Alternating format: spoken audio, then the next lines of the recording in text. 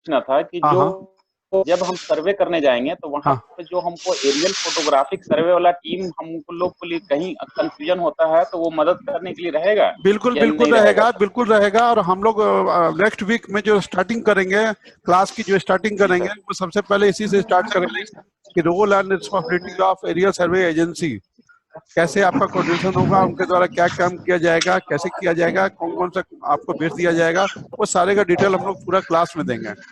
पूरा एक दो क्लास उसके लिए हम लोग अरेंज करेंगे। बोलिए। हाँ ठीक है, नेक्स्ट। Thank you sir. हाँ बोलिए नेक्स्ट। सर ये जो हमें उस समय नक्शा दिया जाएगा हाँ हाँ एएसओ को, हाँ। वो कितना साल पुराना होगा?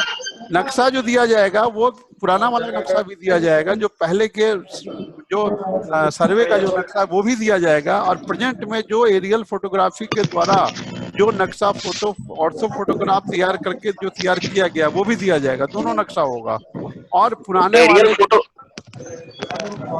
जी सर। हाँ एरियल फोटोग्राफी वाला जो नक्शा होगा वो मैप आपको वर्कशीट के रूप में काम करेगा, जिस पर आपको रियल ग्राउंड को मैच कराते हुए, करेक्शन करते हुए, उसको अपडेट करते हुए नया नक्शा तैयार करना होगा। रेफरेंस के लिए आपको पुराना नक्शा दिया जाएगा, जिससे आप सिर्फ रेफरेंस लेंगे कि हाँ ये इस गांव का है, ये किस किस प्लॉट से कौन सा प्लॉट बना, मदर चाइल्ड रिलेशनशिप सेट करने के लिए, एरिया को का मिलान करने के लिए। क्योंकि जब आप किसी एक गांव का सर्वे करेंगे तो आपको ये देखना पड़ेगा कि हम पर्टिकुलर गांव का सर्वे कर रहे हैं तो उसका टोटल एरिया बहुत ज्यादा डिफर नहीं करेगा। सर ये जो सर्वे हुआ था, हाँ हाँ ये तो काफी पुराना हो गया ना सर हाँ हाँ। नक्शा? दो तरीके का सर्वे आपको मिलेगा फील्ड में। एक मिलेगा रिविजनल सर्वे का, एक मिलेगा कैडेस्ट्रल सर्वे का। किसी किसी डिस्ट्रिक्ट में आपको रिविजनल सर्वे का मैप मिलेगा। जो मैप वहाँ प्रिवेल कर रहा है उस डिस्ट्रिक्ट में आज के डेट में, जिस मैप पर सारा काम हो रहा है, जिस रिकॉर्ड ऑफ राइट पर सारा काम हो रहा है, चाहे वो कैडेस्ट्रल का हो या रिविजनल का हो, उसी के रेफरेंस में आपको काम करना पड़ेगा। कुछ डिस्ट्रिक्ट में आपको कैडेस्ट्रल का मिलेगा जो काफी पुराना होगा, 100-110 साल पुराना होगा, और जहां रिविजनल का होगा वहां आपको कुछ सुविधा रहेगी काम करने में, इसलिए कि वो सिर्फ 50-60 ईयर पुराना रहेगा। हो सकता है 40-50 ईयर पुराना मैप हो, इसलिए वहां कम दिक्कतें आएगी। 40-50 ईयर भी सर जो पुराना हुआ, हाँ उससे तो मतलब नए नक्शे में बनाने में तो बहुत चेंज आ गया नहीं नहीं, होगा अभी दिक्कत के। नहीं है, वही तो सारा प्रोसेस है ना। सर्वे का जो प्रोसेस है वो क्या है, यही तो है कि आपको चाहे 100 साल पुराना नक्शा है, चाहे वो प्रेजेंट के सिचुएशन में ठीक करना है, उसका लैंड पार्सल को अभी के सिचुएशन के हिसाब से बनाना है, मैप को, और अभी के हिसाब से रिकॉर्ड ऑफ राइट को तैयार करना है। सर इनिशियल खतियान बनाने के लिए तो पुराना खतियान का रेफरेंस लेना पड़ेगा ना? पुराना खतियान का आप रेफरेंस लेंगे, लेकिन 100 साल पुराना खतियान का आप बहुत ज्यादा रेफरेंस लेके भी क्या करेंगे? 100 साल सही पहले बात में आपको कनेक्शन जब आप मिलाने लगेंगे तो आपको नहीं मिलेगा। इसलिए कनेक्शन आपका रेफरेंस उतना ही रहेगा जितना तक आपको जरूरी हो। बहुत ज्यादा आपको नहीं मिलने वाला है। जहाँ पर जहाँ जितनी मदद मिल सकती है उतनी मदद आप ले पाएंगे। 100 साल पुराने का जो खतियान है तो उससे आज के डेट में मैच कराएंगे तो पूरी तरह से सिर्फ रेफरेंस मिलेगा, कुछ फिक्स पॉइंट मिलेंगे, कुछ पुराने खतियान का आर मिलेगा, क्या इनिशियली कहाँ कैसी जमीन थी, किसकी जमीन थी, गवर्नमेंट लैंड था कि प्राइवेट लैंड था, ये सब रेफरेंस मिलेगा आपको, क्योंकि आप कोई गांव की अभी लिस्ट जो नहीं करने जा रहे हैं। रेवेन्यू मैप गांव में जो होगा तो उसका जो बाउंड्री फिक्सेशन पहले तो हो चुका है, जो भी नहीं नहीं नहीं जो नहीं, भी उसका बाउंड्री बाउंड्री होगा। फिक्सेशन पहले से है, आपको किसी गांव का क्रिएशन नहीं करना है। ये बात हाँ वही जान लीजिए कि चूंकि की आपको बाउंड्री गांव फिक्सेशन डिफाइन नहीं किया करना। हुआ मिल रहा है कि आपको इस गांव का सर्वे करना है, आपको तो गांव हाँ डिफाइन किया हुआ मिला है। तो अब ये है कि बाउंड्री में चेंजेज आए हैं, आपको चेंज को ठीक करना सर है कि बाउंड्री में जो सर चेंज किसी आया। प्लॉट का, हाँ सर किसी प्लॉट का मान लीजिए सर, बड़ा सा जी, प्लॉट है, उसको किस बेसिस से उसका नंबरिंग किया जाएगा? नंबरिंग कोई किया खाता जाएगा, संख्या वो है ओनरशिप के आधार पर नंबरिंग किया जाएगा। जैसे एरियल सर्वे जो उसका? फोटो जो लेगा, एरियल सर्वे सर जो फोटो उसका मान लेगा। लीजिए कोई ऑनर है, हाँ उसको हाँ 3 पार्ट में बांटा गया है। नहीं नहीं, वो ठीक है, वो नेक्स्ट जो जब आप उसका, वो पेपर के आधार पर करेंगे आप उसका प्लॉटिंग, उसके जो अच्छा तो प्लॉट का हिस्सा का निर्माण लिया, कोई सुविधा के लिए अपने एक ही जमीन को 3 पार्ट में बांटे हुए है, तो आप तीनों को मिला करके एक प्लॉट बना देंगे। कल को हो सर सकता जो है मतलब वो रेट तीन, हाँ सर हाँ बोलिए। सर एक प्लॉट है, उस प्लॉट का पुराना सर्वे मैप के अनुसार अभी करंट में उसकी चौहद्दी से पुराने मैप के अनुसार अभी चेंज है, और उस तरह का कोई प्रॉब्लम आता है कि अभी करंट में चेंज है, तो उसको हम कैसे सॉर्ट आउट करेंगे? नहीं, वो तो सॉर्ट आउट आपको फील्ड पर जब आपको क्लियर सर्वे एजेंसी का जो मैप मिलेगा जी सर, तो उसको आप जब लेकर के जाएंगे तो जो आपको प्रेजेंट वहाँ सिचुएशन मिलेगा उसको आपको नोट करना है, उसको आपका मेन नोट करेगा और उसके हिसाब से वो उसकी चौहद्दी डिसाइड करेगा। अच्छा, उसके मतलब पुराना मैप के अनुसार ना सर? नहीं, पुराना मैप के हिसाब से कोई चौहद्दी नहीं होगी, चौहद्दी प्रेजेंट के हिसाब से। पुराना कोई एक मान लिया कि पुराने में 50 डिसमिल का कोई प्लॉट था, आज के डेट में वो 10 टुकड़ों में बट गया, तो हर टुकड़े की हर प्लॉट की अलग अलग बाउंड्री होगी, हर प्लॉट की अलग अलग बाउंड्री हो जाएगी। जी सर ठीक। एडजेक्शन 2+1 के बारे में आपने बताया। हाँ बोलिए। एडजेक्शन 2+1 के बारे में सर आपने बताया था। हाँ 2+1 का इसलिए बताया था कि देखिए 2 बार सुनवाई होती है फाइनल पब्लिकेशन के पहले और 1 बार होती है फाइनल पब्लिकेशन के बाद। तो जब फाइनल पब्लिकेशन हो जाता है तो ये मान लिया जाता है कि सर्वे काम मैक्सिमम हद तक वो कंप्लीट हो चुका है। सर एक्सक्यूज मी सर, एक मिनट सर। अगर फाइनल पब्लिकेशन हो गया, अगर कोई रजिस्टर कोई कंप्लेंट किया कि इसमें कोई त्रुटि नहीं है, तो वो फाइनल पब्लिकेशन माना जाएगा या फिर से फिर वो मतलब अगर उसमें कोई ऑब्जेक्शन नहीं आया, मान लिया कि किसी काम का फाइनल पब्लिकेशन कर दिया और उसमें किसी तरह कोई ऑब्जेक्शन नहीं आया, तो वो उसी को 3 महीना वेट करके उसको फाइनल पब्लिश कर दिया जाएगा, उसके बाद कोई चेंज नहीं। सर एक क्वेश्चन है। हाँ बोलिए। एक रैयत का ढेर सारा छोटा ढेर सारा प्लॉट हो, ठीक है ना सर?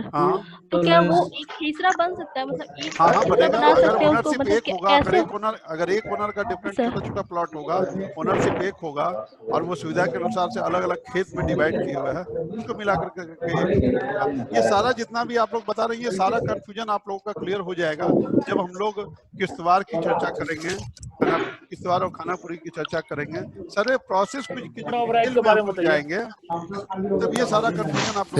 रिकॉर्ड ऑफ राइट के बारे में बताइए सर। रिकॉर्ड ऑफ राइट के पहले जो त्रुटि बताएगा सर, अगर उसके पास कुछ कंप्लेन करने के लिए मतलब उसके पास कुछ भी नहीं हो कि हम नहीं, तो आप लीगली जो उसी आधार पर आप डिसीजन लेंगे ना सर।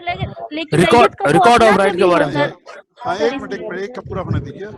रिकॉर्ड रैयत का उसका अपना रिकॉर्ड ऑफ लैंड के बारे में कुछ बताइए सर। कुछ भी नहीं है सर कंप्लेन करने या त्रुटि बताने के लिए, तो फिर वो किस बेसिस पर हम मतलब हम लोग डिसाइड करेंगे कि वो सही बोल रहा है या गलत है? उस समय में जो आपको पेपर देगा और आपका जो फील्ड सर्वे होगा उसके आधार पर डिपेंड करेगा कि आपने फील्ड में क्या देखा। ये 2 चीजें होती है ना, एक तो आपने क्या देखा, क्या पाया, और क्या ऐसा होता है कभी कभी सर कि रियल जमीन होने के बाद भी उसके पास कुछ भी नहीं है। हाँ बहुत सब प्रॉब्लम्स आएगी, वो सबका प्रॉब्लम धीरे धीरे फील्ड में सॉर्ट आउट उसका किया जाएगा सब। हाँ रिकॉर्ड ऑफ राइट के बारे में गैर मजरूआ आम और गैर मजरूआ खास नहीं पहले कैसे समझेंगे? रिकॉर्ड ऑफ राइट का सुन, रिकॉर्ड ऑफ राइट कौन पूछ रहे थे? पूछ रहा था sir record of right. Record of right एक मिनट एक बार में जब एक आदमी पूछे तो दूसरे लोग म्यूट कर लेंगे कृपया, एक करके सुविधा रहेगी। रिकॉर्ड ऑफ राइट का मतलब होता है कि हर आदमी के नाम से अलग अलग ओनरशिप डिसाइड करना, मतलब कि जितने भी आप लैंड पार्सल बना रहे हैं, जो आप खतियान बना रहे हैं, रिकॉर्ड आप बना रहे हैं लैंड का, उसको person wise, land wise, plot wise divide करके रिकॉर्ड ऑफ राइट शेयर करना कि किसकी कौन सी जमीन है, उसका क्या नक्शा है, उसका कौन ऑनर है, उसकी क्या चौहद्दी है, उसका क्या रकबा एरिया क्या है, उसका खाता नंबर आपने क्या दिया, प्लॉट नंबर जो नया सर्वे में आपने दिया, खाता नंबर क्या हुआ, खिसा नंबर क्या हुआ, उन सबको एंट्री करते हुए जो आपने रिकॉर्ड बनाया वही रिकॉर्ड ऑफ राइट का। सर कभी कभी एक ही प्लॉट हो जाती है, उस कंडीशन में कौन उसका मालिकाना हकदार होगा सर? क्या चीज एक ही बार रिपीट कीजिए मेरे। सर कभी कभी एक ही प्लॉट की 2 बार रजिस्ट्री हो जाती है। हाँ वो होती है, नहीं तो उसके लिए वो आपको वो एडजुकेशन के समय में जब आप सुनवाई करेंगे और जब सभी पार्टी का पेपर देखेंगे, फील्ड की रिपोर्ट देखेंगे, उसके आधार पर आप डिसाइड करेंगे रूल आपका क्या करता है, क्या करता है, उसके हिसाब से आपको डिसाइड करना पड़ेगा। सर एक क्वेश्चन है मेरा, अनंत कुमार बोल रहा हूँ। किसी का खानदानी जमीन है। एक मिनट अनंत कुमार जी को। बारी कीजिए क्वेश्चन कृपया। हेलो सर, मैं बोल रहा था कि कोई एक प्लॉट है और हेलो हेलो, हाँ एक आदमी बोलिए। हेलो हाँ किसी का खानदानी जमीन है हेलो और उसका रसीद सालों साल से कटता हुआ आ रहा है। हाँ हाँ हमारा भी आपस में होता हुआ आ रहा है। हाँ हाँ पर लेकिन 20 साल बाद कोई व्यक्ति उस पर क्लेम करता है कि इसका रसीद मैं भी कटवा रहा हूँ, तो उसका सेटलमेंट किस आधार पे किया जाएगा? नहीं, तो वो सब एजुकेशन के समय में डिसाइड किया जाएगा, पेपर के आधार पर, पोजीशन के आधार पर। उसका बहुत सारा बेस होगा और बहुत सारा क्राइटेरिया होगा, जिसके आधार पर एजुकेशन के समय में उसका निर्धारण किया जाएगा। सर अनंत बोल रहा हूँ, एक प्रश्न है मेरा। सर हेलो, प्लॉट है, आनंद जी बोलिए। प्लॉट का हाँ सर, एक प्लॉट है, अगर उस प्लॉट का लोअर कोर्ट ने डिसाइड कर दिया है हाँ, और वो उसके अगेंस्ट में लोग हाई कोर्ट चले गए हैं और इन के जजमेंट के आधार पे किसी ने जमीन बेच दिया जो जीता वो, और हाई कोर्ट से कोई ऑर्डर तत्काल नहीं है, तो क्या उस जमीन का सर्वे हो सकता है? उसका ऑनरशिप डिसाइड हो सकती है? तो चल गया। हाई कोर्ट का ऑर्डर इस बात पर डिपेंड करता है कि एक हाई कोर्ट में अभी सर हाई कोर्ट में उसकी सुनवाई कुछ नहीं हुई, वो जस्ट देखिए कोई भी कोर्ट का ऑर्डर तभी प्रिवेल करता है जब कोई नेक्स्ट के द्वारा कोई ऑर्डर दे दिया गया हो या इस पर स्टे लगा दिया गया हो। जब तक कि किसी के द्वारा स्टे नहीं लगाया जाता है, जब तक कि किसी के द्वारा उस पर कोई कार्रवाई नहीं की जाती है, तब तक पिछला ऑर्डर माना जाता है। और दूसरी बात सर, मैं ये पूछ रहा हूं कि हाई कोर्ट में किसी ने अपील कर दिया लेकिन वो अभी सुनवाई नहीं आप हुई, देखिए यहाँ पर बहुत सारी बातें हैं। एजुकेशन में सिर्फ पेपर ही नहीं मैंने करता है, आपको वहाँ पर पोजीशन भी देखा जाता है। पोजीशन प्लस पेपर और प्लस पेपर की सैंक्टिटी, तीनों को देखना है। ठीक है, तीनों को देखने के बाद डिसाइड किया जाता है कि क्या किया जाना है। यही इसी को कहते हैं कि सेमी जुडिशियल प्रोसेस, जो कल हम लोगों ने बताया था कि सेमी जुडिशियल प्रोसेस आप अडॉप्ट करते हैं। सेटलमेंट विद हाँ, एक आदमी बोलने दीजिए ना। सर ये बताइए, जो रिकॉर्ड ऑफ नंबर या खेवट नंबर, क्या दोनों एक ही है, दोनों अलग अलग? नहीं, खेवट नंबर कहीं किसी क्षेत्र में दिया जाता था, वो अलग होता, प्लॉट नंबर टाइप से होता था, लेकिन वो अलग होता था, प्लॉट अलग है। डिफरेंस क्या है दोनों में? डिफरेंस को बाद में बताएंगे, आगे बताइए। प्रेरणा जी, 2+1 जो सर आपने बताया, अभी आपने बताया सर, पूरा हो नहीं पाया था किसी कारण से। ये 2 जैसे 2+1 तो जो आप बता रहे हैं कि सबसे लास्ट में सारा कुछ पब्लिक फाइनल पब्लिकेशन के बाद एजुकेशन होता है। हाँ, ये 2 जो सर 2 पहले आप कह रहे हैं सर, तो ये जनरल जब हमारा सेमिनार लगेगा वहाँ पे जाऊंगा तो जनरली पहला बार आम सभा में गठित करके और वो मतलब मैं पता करूंगा पहला बार। दूसरा वाला सर कैसे? दूसरा वाला भी बताया ना, एक ड्राफ्ट पब्लिकेशन के पहले आप सुनवाई करेंगे, एक ड्राफ्ट पब्लिकेशन के पहले सुनवाई होगी जिसमें कानूनगो और एएसओ के द्वारा सुनवाई की जाएगी, और एक ड्राफ्ट पब्लिकेशन के बाद सुनवाई की जाएगी। सर हेलो सर, हाँ बोलिए। सर कह रहे थे कि कोई यदि रैयत अपना जमीन पर घर बना लेता है सर, जो ग्राम में, और उसमें कुछ सरकारी जमीन भी सर उसके आगे में मिलता है, और वो अपना घर को प्रोजेक्ट करके आगे की ओर भी बढ़ा देता है, तो हम उसका सर्वे कैसे करेंगे? नहीं, तो ये उसके पेपर के ऊपर डिपेंड कर देगा कि वो पेपर क्या दिखाता है, पोजीशन, लैंड पोजीशन क्या कहता है, आपके अमीन की रिपोर्ट क्या कहती है, और मेजरमेंट में क्या पाया जाता है, ये सब डिपेंड करेगा उस समय जो रियल सर्वे किया जाएगा उसके सारे। हेलो सर, रेंट सेटलमेंट पहले जो होता था वो प्रोसेस थोड़ा टेढ़ा था, अभी के समय में उसको सिंप्लीफाई किया गया है। रेंट बहुत कम कैटेगरी के आधार पर उसको फिक्स किया गया है। 1 रुपया डिस्ट्रीब्यूट किया गया है। एक ही जगह पर कोई जमीन ऐसा होता है कि ब्रेजन होता है, उसके आसपास की जमीन अच्छी होती है, तो दोनों का रेंट अलग अलग होता है। नहीं, अभी जो किया गया है वो बास्कित की जमीन, मतलब कि जो सेटलमेंट की जमीन है, जो घर वाली जमीन है, खेती वाली जमीन है, कमर्शियल पर्पज की जमीन है, सरकारी जमीन, उस हिसाब से कैटेगराइजेशन किया गया है। उसको आप लोग 18A के फॉर्म में देखिएगा या इसमें देखिएगा, रूल्स में देखिएगा, उसमें दिया हुआ है कि किस कैटेगरी के लिए क्या रेंट है। Hello sir. हाँ हेलो सर। हाँ हेलो। हाँ बोलिए। सर गैर मजरूए आम और गैर मजरूए खास में क्या सर डिफरेंस है? दोनों गवर्नमेंट लैंड ही होती है। गैर मजरूए आम भी, आम जो हुआ वो हुआ कि जो पब्लिक लैंड जिसको माना जाता है, जिसका मालिक पंचायत होती है, मतलब पब्लिक होती है, वो पब्लिक यूज के लिए आती है जी। और खास जो होती है वो खास पर्पज के लिए जो यूज की जाती है, वो भी कैटेगरी में आती है, वो भी गवर्नमेंट लैंड ही है। हम लोग नोटिफाइड एरिया का सर्वे होगा। नोटिफाइड एरिया वही हुआ जो आपका अर्बन क्षेत्र में आता है, जो अर्बन क्षेत्र के तहत नगर निगम, नगर परिषद और नगर निगम, नगर पंचायत के उसमें नोटिफाई कर दिया, उनके अंडर में चला गया है एरिया। अपने रूरल एरिया में नहीं है नोटिफाइड एरिया में। उसका सर्वे होगा कि नहीं? नहीं, अभी इस सर्वे में नहीं होगा उसका, अभी इसके साथ आप जो करेंगे उसमें नहीं होगा। हेलो। हाँ हेलो। म्यूटेशन लैंड है सर, जिसमें म्यूटेशन सर नहीं हो पाया है, मालिकाना हक जो है सर चेंज होता चला गया है, उस केस में कैसे? नहीं तो वो जो पेपर दिखाएगा उसके आधार पर आप कर सकते हैं, ऐसा कोई कंपल्सन नहीं है। नहीं ये कंपल्सन नहीं है कि म्यूटेशन नहीं होगा तो उसका रिकॉर्ड ऑफ राइट नहीं बनेगा, ऐसा कहीं नहीं है। Hello sir.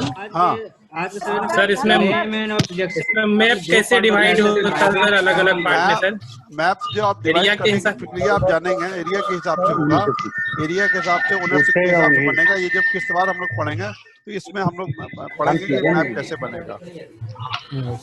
Sir land parcel map क्या है?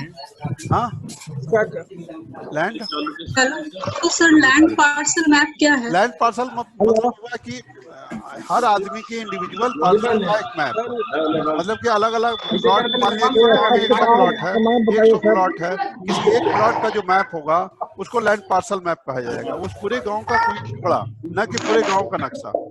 पहले क्या होता था कि पूरे गांव का ही नक्शा बनता था या पूरे गांव का ही नक्शा आपको देख पाते हैं। अब हम लोग क्योंकि सारे मैप डिजिटलाइज हो गए हैं और सारे कंप्यूटर पर बन रहे हैं, इसलिए किसी एक मैप का भी, किसी एक प्लॉट का अलग से मैप बनाया जा सकता है और उसको भी बना करके हम लोग खानापुरी में देते हैं, खानापुरी पर्चा के साथ रैयत को आगे से देते हैं।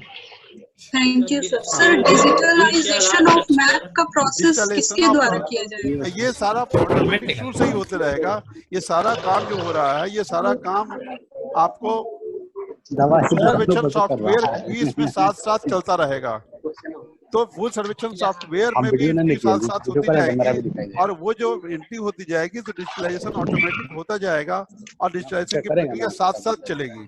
जैसे आप सॉफ्टवेयर बना हुआ है, उस सॉफ्टवेयर में भी काम किया जाएगा। वो सॉफ्टवेयर जीआईएस या रिमोट सेंसिंग का यूज होगा? नहीं, जीआईएस और रिमोट सेंसिंग का मतलब नहीं है। यहाँ पर आपको अलग सॉफ्टवेयर है जो भू अभिलेख परिमाप निदेशालय का है, उसमें वो सारे वर्क की एंट्री की जानी है जो काम आप करेंगे। जैसे आप इनिशियल रिकॉर्ड ऑफ राइट बनाएंगे प्रपत्र 6 में, तो उसकी एंट्री आप वो सर्वेक्षण सॉफ्टवेयर में करेंगे, तो उसकी जो एंट्री करेंगे उसके बाद जब आप प्रपत्र उसी का ड्राफ्ट पब्लिकेशन बनाएंगे तो ऑटोमेटिक वो जो है वो पूरा डेटा ट्रांसफर हो जाएगा। फिर जब फाइनल ड्राफ्ट बनेगा तो फिर ऑटोमेटिक वो ले लेगा। सॉफ्टवेयर को भी लर्न करना है, सॉफ्टवेयर भी लर्न करना है। सॉफ्टवेयर के बारे में भी हम बताएंगे आगे चल करके। Okay sir, thank you sir. सारा पेपर इम्पोर्टेंट है सर। क्या सारा का निर्धारण किया जा सकता है क्या? हाँ आर्थिक कुमारी, हाँ बोलिए क्या बोल रहे? केवल डीड के आधार पर, जमीन के डीड के। अरे इनको पूछने दीजिए ना, एक आदमी जब पूछ रहे हैं तो बीच में इंटरप्ट नहीं कीजिए। सर ये जो प्रपत्र पढ़ना है सर हम लोग को, उसमें बहुत सारा दिया हुआ है सर। तो हम लोग का जो बेसिकली जो मेन मतलब काम आएगा सर, हम जब हम लोग प्रपत्र भरने की प्रक्रिया जानेंगे, प्रपत्र 1 से लेकर के 22 तक को हर एक प्रपत्र को अलग अलग जब हम लोग डिफाइन करेंगे तब उस समय में आपको क्लियर हो जाएगा कि कौन कौन से पत्र इम्पोर्टेंट है और किसको कैसे भरना है। केवल प्रपत्र को बताने से नहीं होगा ना, हर एक प्रपत्र में डिफरेंट कॉलम्स दिए हुए हैं और डिफरेंट कॉलम्स को कैसे भरना है, उसमें क्या भरना है, उसके बारे में डिटेल अलग से क्लास में हम लोग आज हम तीनों सबसे बात होगा। हेलो सर, फॉर्मेट्स के बारे में अलग से डिटेल से बताएंगे, क्योंकि हर एक प्रपत्र को भरना पड़ेगा या भरवाना पड़ेगा। अभियान के बारे में बताइएगा। हाँ सर, अभियान के बारे में शिविर में अगर हम लोग को कोई भी प्रॉब्लम अगर होता है प्लॉट में या खाता में, तो हम लोग को सीओ की तरफ से कोऑर्डिनेशन मिलेगा या नहीं मिलेगा? सीओ की तरफ से कोऑर्डिनेशन मिलेगा, बिल्कुल मिलेगा। सीओ की तरफ से कोऑर्डिनेशन मिलेगा, लेकिन उनका लीगल रोल कहीं नहीं है बीच में। अच्छा, वो आपको 2 बजे तो फिर हम लोग को किससे पूछना पड़ेगा? आप लोग के लिए आपके जो चेन में होंगे, आपके चेन में होंगे तो सबसे पहले असिस्टेंट सेटलमेंट अफसर हेडक्वार्टर होंगे। असिस्टेंट मीटिंग के लिए बनाओ, एएसओ हेडक्वार्टर होंगे, उसके बाद फिर चार्ज अफसर होंगे, उसके बाद फिर सेटलमेंट अफसर होंगे बीच में मदद के लिए, और जिससे भी आप मदद आना चाहिए उसी चेन को वो आपको प्रोवाइड करेंगे। चार्ज अफसर कौन होते हैं? डीसी लेयर होते हैं क्या? चार्ज अफसर अमूमन असिस्टेंट डिस्ट्रिक्ट मजिस्ट्रेट को बनाया जाता है, एडीएम को, उनके रैंक के दूसरे आदमी को भी बनाया जाता है, डीसीएलआर को भी। डीसीएलआर नहीं होते हैं, डीसीएलआर एक पैरेलल चेन है एडमिनिस्ट्रेशन का, जो रेवेन्यू एडमिनिस्ट्रेशन है डिस्ट्रिक्ट में जो बिलोंग करता है, इसका जो चेन है इसमें इसके लिए जो चार्ज अफसर है उसको बनाया जाता है सेटलमेंट अफसर के द्वारा। वो एडीएम भी हो सकता है। खतियान के बारे में बताइए सर। हाँ, खतियान के बारे में। खतियान बनाया जाता है। खतियान जो पहले बनाया गया था, जो रिकॉर्ड ऑफ राइट हुआ वही खतियान हुआ। जैसे जो बताए थे ना, फिर से उसको सर मौजा के बारे में कुछ बताएंगे सर प्लीज? खतियान के बारे में आप क्लियर हो लीजिए कि खतियान क्या है। खाता से जो बना वो खतियान हुआ, मतलब कि आपने रैयतवाज जो ओनरशिप डिसाइड किया एरिया में, लैंड वाइज लैंड का जो डिटेल आपने तैयार किया और उसकी रिगार्डिंग जो ओनरशिप डिसाइड की, तो उस लैंड का डिटेल और ओनरशिप का डिटेल मिला के जो बना वही आपका खतियान बन गया। सर मौजा के बारे में, मौजा का मतलब कहाँ हुआ? हो सकती है। हाँ, केवल जमीन के डीड के आधार पे है। जमाबंदी पंजी क्या रिकॉर्ड होता है सर? जमाबंदी पंजी जो होती है वो एक प्रकार का रेंटरोल होता है, जिसमें कि अभी के समय में किसी भी रैयत के बारे में सारा डिटेल एंट्री किया जाता है। वो सारे बिहार की जितनी जमाबंदी पंजी है सबका डिजिटलाइजेशन किया जा चुका है और वो सब कंप्यूटर पर भी आ चुका है। उसमें उसके जमीन के रिगार्डिंग और रैयत के रिगार्डिंग उसका नाम, उसका पता, उसका ईयरफोन लगाइएगा, वो सारा एंट्री, उसके द्वारा क्या लगान दिया जा रहा है, कब तक दिया गया है, वो सारा उसमें एंट्री रहता है। एक सवाल के आधार पे सर ओनरशिप डिसाइड हो सकता है क्या सर? किसके आधार पर? जमीन का डीड अगर रैयत जो है उपलब्ध करवा दे और उसका कोई म्यूटेशन पेपर वगैरह कुछ नहीं हो, नहीं डीड के आधार पर होता है। नहीं डीड के आधार पर तो होगा ही। अगर कोई डीड देता है, उसका पोजीशन है और पीसफुल पोजीशन है तो होगा, रिकॉर्ड ऑफ राइट बनेगा। सर हेलो सर भूमि है, हाँ बोलिए सर। उस जमीन का प्रिंसली स्टेट के द्वारा उसका ये पट्टा काटा गया हो 1947 में, तो क्या वो एक वैलिड प्रूफ होगा? 47 के पहले अगर कोई बंदोबस्त किया गया है तो वो वैलिड होगा। प्रिंसली स्टेट के स्टेट नहीं होता था, प्रिंसली स्टेट सब जगह नहीं था, जमींदार था। जमींदार यहाँ पर बोले ना कि बिहार में जमींदारी सिस्टम थी, जमींदारों के द्वारा जो दिया गया था वो प्रिंसली स्टेट जमींदारी कहलाते थे। डिफरेंट एरियाज के उनके द्वारा जो बंदोबस्त किया गया था उसकी मान्यता है, जो 46 के पहले जो दिया गया। सर एक बात बताइए सर, फर्स्ट स्टेज में सर्वे होगा कितने डिस्ट्रिक्ट में होगा? अभी 20 डिस्ट्रिक्ट में होगा। उसका सर एरियल फोटोग्राफी हो चुका है? हाँ, एरियल फोटोग्राफी पूरे बिहार की हो चुकी है और मैप भी 20 डिस्ट्रिक्ट का करीब आ चुका है और 20 डिस्ट्रिक्ट में काम किया जाएगा। सर 20 सवाल का समय कितने समय में पूरा होगा सर? थोड़ी ऑफिस ये करना पड़ेगा। 20 डिस्ट्रिक्ट के लिए कितना समय लगेगा सर सर्वे का? पहले सर डिस्ट्रिक्ट के लिए कितना समय लगेगा सर? ये समय काम के ऊपर डिपेंड करेगा, काम के वॉल्यूम के ऊपर डिपेंड करेगा। अप्रोक्सीमेटली सर, अप्रोक्सीमेटली देखिए लीगली जो समय लगना है वो लगभग 1 साल है। लीगली जो प्रोवाइडेड समय है वो मैक्सिमम 1 साल है एक गांव के लिए। एक गांव के लिए आप जब एक्ट पढ़ेंगे तो एक्ट में आपने पढ़ा होगा इस काम को इतने दिन में पूरा किया जाएगा, इस काम को इतने दिन में पूरा किया जाएगा। उस हिसाब से जब आप जोड़ेंगे तो उसमें और भी मिसलेनियस वर्क जिसके लिए टाइम डिफाइन नहीं है वो सारे को जोड़ेंगे तो लगभग वो 1 साल के लगभग में आएगा।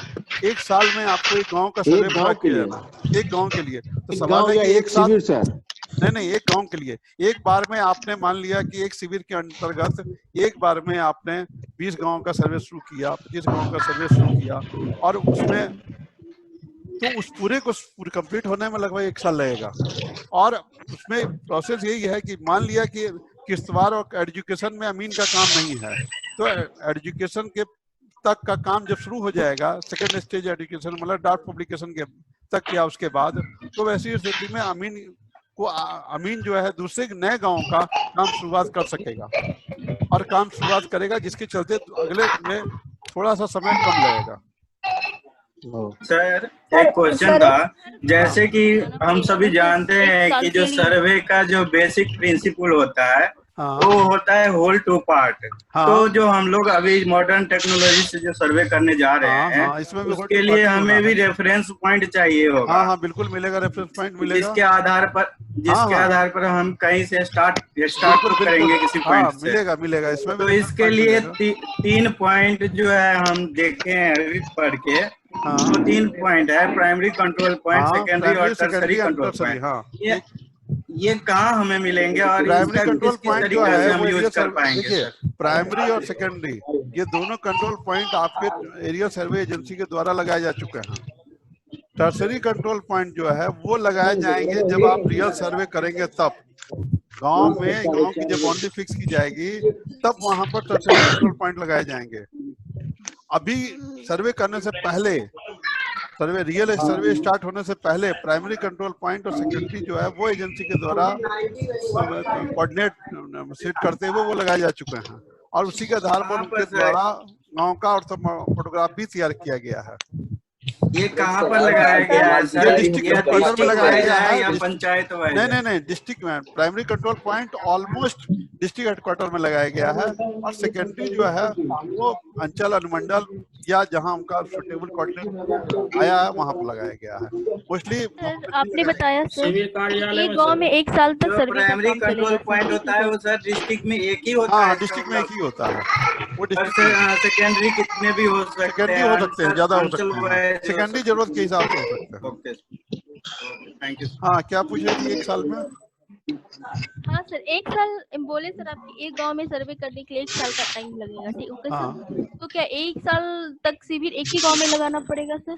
हाँ, इसे जब तक शिविर का काम पूरा शिविर का काम जब तक पूरा नहीं होता है, जब तक उसके द्वारा फाइनल पब्लिकेशन नहीं कर दिया जाता है उस गांव का, फाइनल रिकॉर्ड ऑफ राइट तैयार नहीं कर दिया जाता है, तब तक तो वो शिविर फंक्शनल रहेगा ना।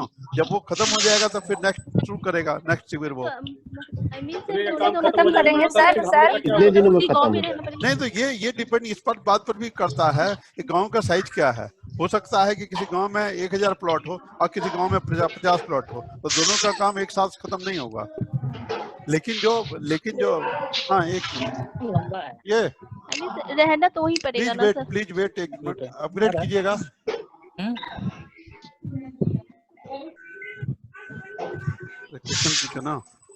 क्वेश्चन पूछो ना।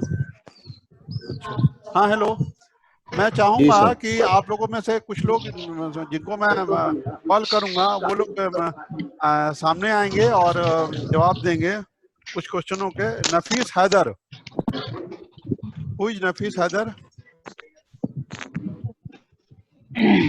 नफीस हैदर हैं? क्या सुन पा रहे हैं? नफीस हैदर? अंजलि अरुण, अंजलि अरुण, कृष्णा कुमार, कृष्णा कुमार हैं? कृष्णा कुमार,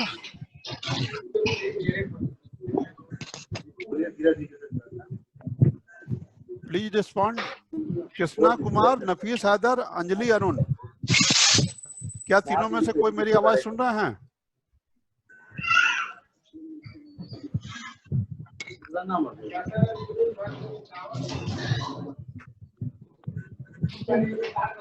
अंजलि अरुण, नफीस हैदर, कृष्णा कुमार, तीनों में से कोई प्रेजेंट हैं?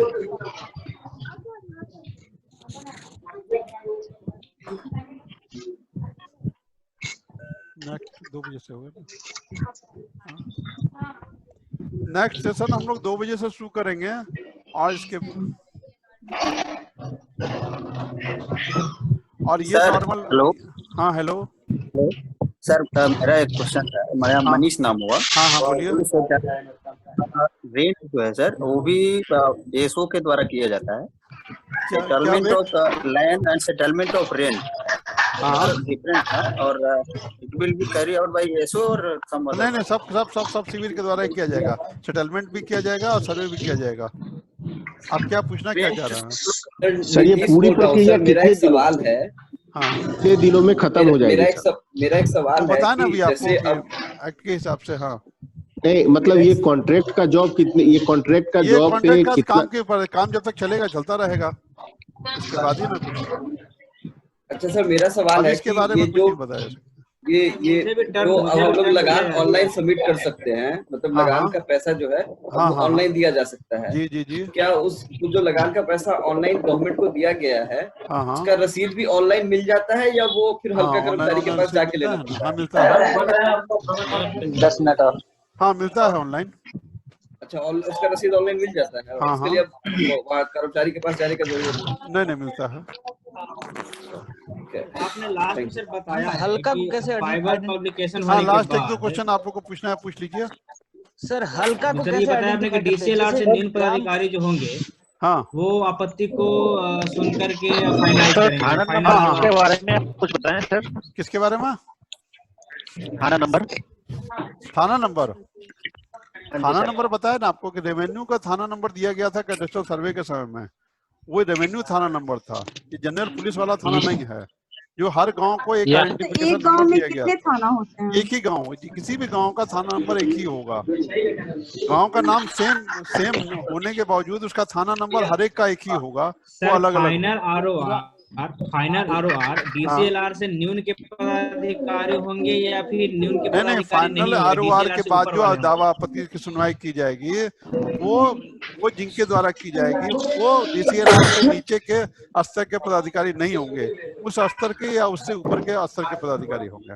मतलब जैसे फाइनल आरओआर पब्लिश हो जाने के बाद असिस्टेंट सेटलमेंट ऑफिसर का फिनिश हो जाता है। हाँ, उसके बाद असिस्टेंट सेटलमेंट ऑफिसर का दायित्व खत्म हो जाता है। याददाश्त पंजी सर, याददाश्त पंजी क्या होता है? याददाश्त पंजी होता है जो अमीन के द्वारा संधारित किया जाता है, जो उसका ये से जो है वो वर्किंग सीट है, वर्किंग सीट के रूप में वो काम करता है। वो जो फील्ड में देखता है उसको नोट करता है, कौन से उसको रियत मिले कौन से नहीं मिले, उनसे दस्तखत लेना, उनके जमीन का डिटेल नोट करना, उनके जमीन के रिगार्डिंग जो पेपर उनके द्वारा दिए गए उनका डिटेल नोट करना, ये सारी बातों को उसमें नोट किया जाता है, जिसकी चेकिंग कानूनगो एसओ के द्वारा की जाती है कि सही है या गलत है। इसके बारे में और डिटेल हम फर्दर क्लास में भी प्रपत्र होता है। पत्र के बारे में ये पर्टिकुलर प्रपत्र होता है, अलग से याददाश्त पंजी होती है, रजिस्टर होता है। पत्र के बारे में याददाश्त पंजी 3B होगा। 3B वर्ग जो बिफोर किस्तवार एंड खाना पूरी होता है, इनिशियल वर्ग का sir education assistant settlement officer होंगे या नहीं उसमें आपका रोल होगा, उसमें नहीं उसमें कोई एजुकेशन की कार्रवाई नहीं होनी है, लेकिन उसमें आपका रोल है जैसे कि सर्टिफिकेशन ऑफ सेल्फ डिक्लेरेशन, जैसे कि प्रिजाइडिंग ओवर द ये विलेज ग्राम सभा। जैसे मान लिया कि आपने नेशनल वर्क स्टार्ट किया, आप ग्राम सभा कर रहे हैं, तो उसमें आपके नेतृत्व में आपके प्रिजाइडिंग में ग्राम सभा की जाएगी, लोगों को बताया जाएगा, स्व घोषणा का जो सत्यापन किया जाएगा उसका जो डॉक्यूमेंटेशन होगा वो आपके द्वारा किया जाएगा, प्रपत्र 5 बनेगा उसको ऑथेंटिकेट आपके द्वारा किया जाएगा। तो ये सारी चीजें आपके द्वारा की जाएंगी। भूदान पत्र के बारे में